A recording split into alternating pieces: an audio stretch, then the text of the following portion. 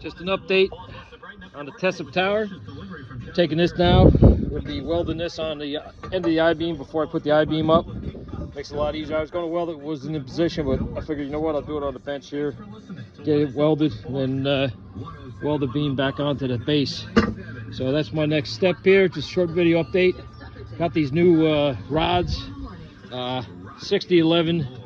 They're green magnesium, I guess, or some new wave, whatever, eco-friendly, less gases or some crap. But anyway, and then I bought these containers, which are pretty cool to seal them, because my other rods, they did get moist, and I did the oven thing, which, yeah, I brought some back. A lot of them were sticking and jabbing, and I think they just went bad. They're too old. I mean, I probably had them for about 7-8 years, and I know guys have had them longer and everything, and they swear by it, but it's out here in the shed, so it's a lot of moisture. I don't think they survived.